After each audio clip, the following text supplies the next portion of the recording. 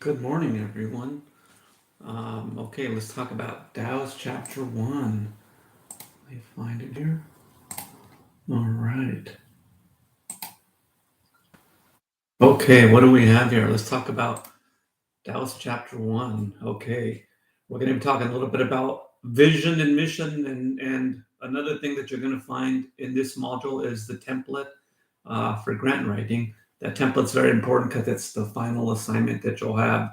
It's important that you begin to start looking at it early. So all the different readings that you'll do, all of it's just sort of geared towards that template, and directly or indirectly. So this year we're going to be talking about the vision. Okay, vision. Schools generally, districts, organizations are vision driven. A lot of them have an established written vision. It's your job to find that vision, to know that vision, to study that vision, and to make sure that that vision is up to date. That's important. Sometimes organizations don't update their vision a lot, and as their vision changes, as transforms, as their school maybe grows or gets smaller, that vision isn't updated. So, and grant writing begins with a belief for a better future. That belief for a better future is usually documented in that vision. Okay. All right. So in this chapter, we're going to be defining the vision, or in your case, maybe defining it, but also really just finding it. What school, district, organization are you going to be writing for? And do you know what their vision is? Connecting it to the mission. Vision and mission are separate, but they should be correlated and connected in many ways. It's your job to dissect that. Generally, funders are going to be looking at that relationship between vision and mission.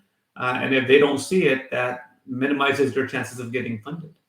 And so making sure that there's congruency between those is very important. Uh, and this also, the vision is ultimately, in the mission is the groundwork for developing a grant ready idea, as you'll see. Okay, so tactic one, articulating your vision, right? What is the vision? Sometimes if the grant asks for a 50-word vision and your organization has a 500-word vision, it's going to be your job to really narrow it down for the purpose of the grant. Uh, Sort of the vision really drives the culture and the decisions. And so that's why this is so important in terms of being sort of a lead, for any grant that you write. The grants support the visions that are clear and compelling, but also visions are sort of the groundwork, the foundation of any grant that you write. Okay. So, what is your vision? Leaders must understand their school's deepest needs. It's not just what you think the needs are. It's like what is written down. What has the whole entire school decided? Particularly the school leaders. What have they decided are the needs? Is it a particular student need? Is it a teacher need? What are the needs? And that's really ultimately guided and written in your vision, but also addressing that need, but also is going to be groundwork for your grant. So vision also inspires commitment from your stakeholders, right? And vision also appears in every decision that you make. This is why you do things, okay?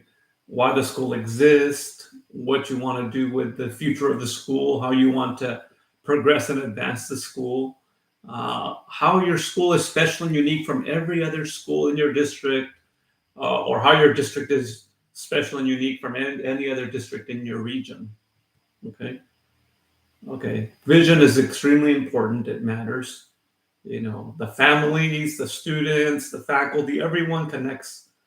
Uh, it connects with purpose, not really programs, or sometimes not even reality, but really sort of the vision of what you're trying to do here.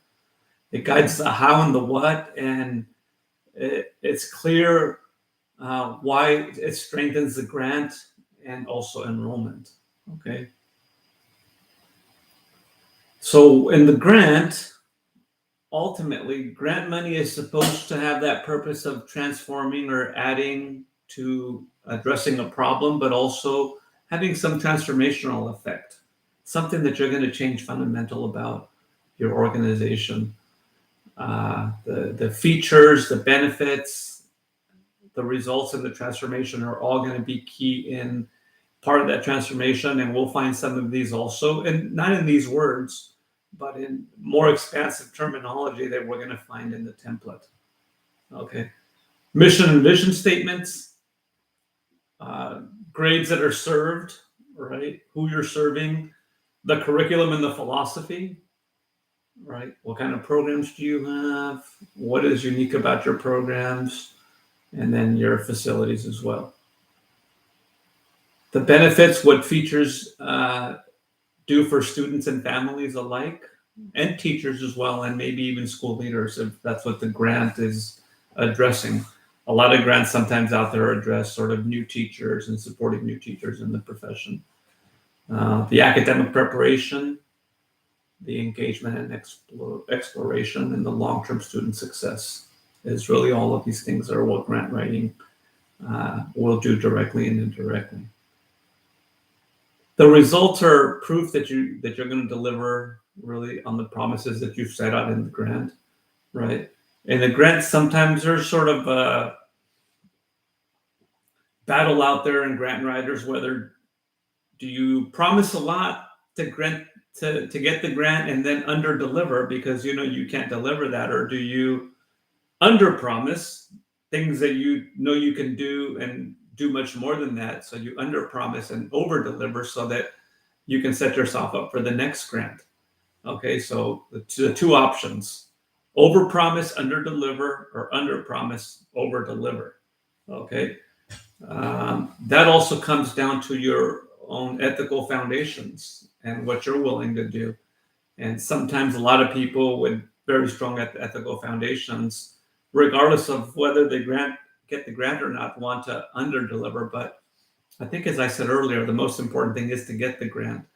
That doesn't necessarily mean lie, but that means to really think deep and hard of what you can possibly do so that you can promise as much as you need to promise so that you're able to obtain that grant. Okay. Focusing on the outcomes. What are you trying to do? You have to change something fundamental, something structural, or maybe just something in the meantime while the grant, some program that's going to change particular outcomes for students, faculty, staff. Okay. And then also demonstrated student success and how you measure. We'll talk a little bit about measurement and evaluation, which are key to every grant, particularly writing down and articulating how you plan to evaluate what it is that you're doing.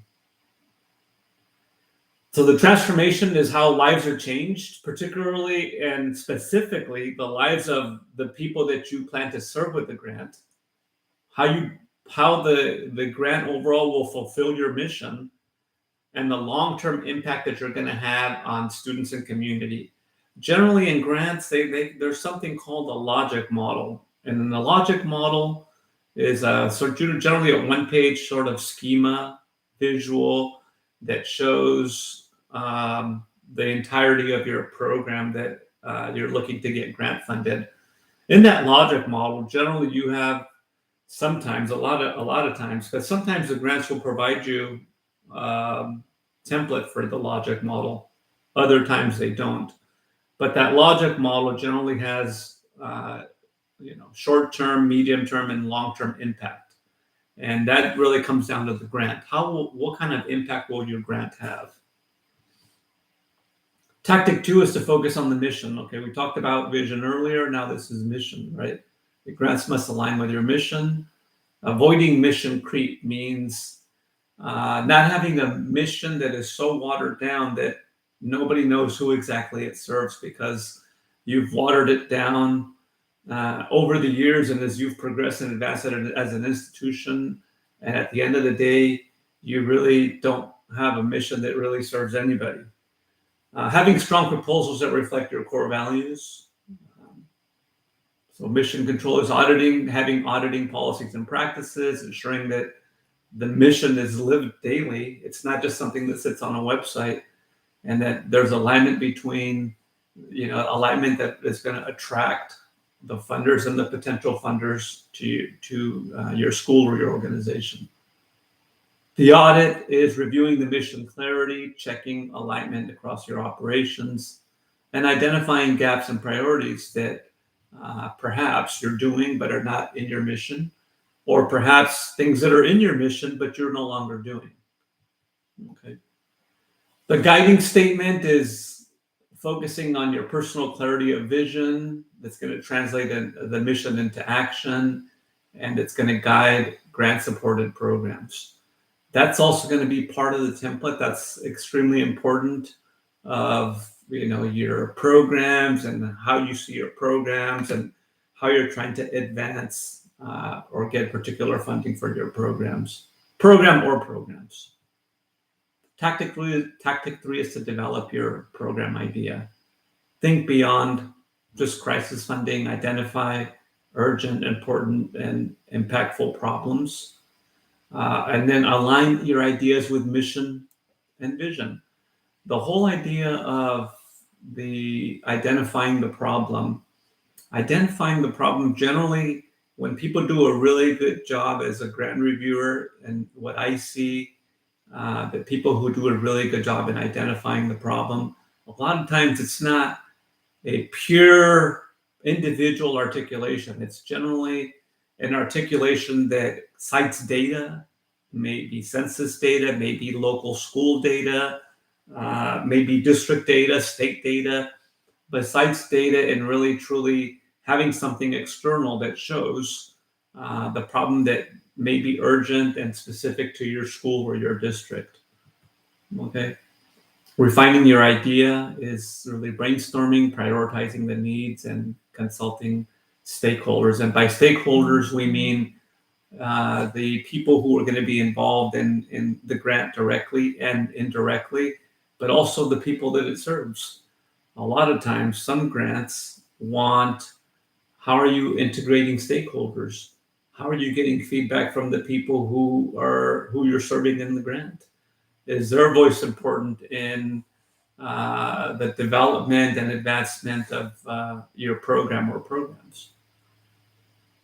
The purpose statement really guides the grant search, focuses your planning, and communicates your intent clearly. And this is important to know really what grants to go out there and seek, and how to find a grant that you want to write for. It includes people. Who will you help? Remember, this a lot of times, if you have data, statewide data, district data, that's going to be key and important. The problem as well.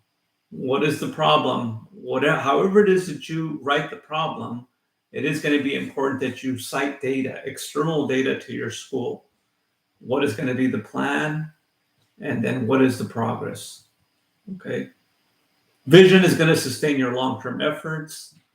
The partnerships will turn your vision into reality, and the leadership will leave a lasting impact on your school or district as you, use these funds to advance a particular purpose, or even continue these best practices that you've implemented once the grant is over, given that you've found, funding elsewhere or the such.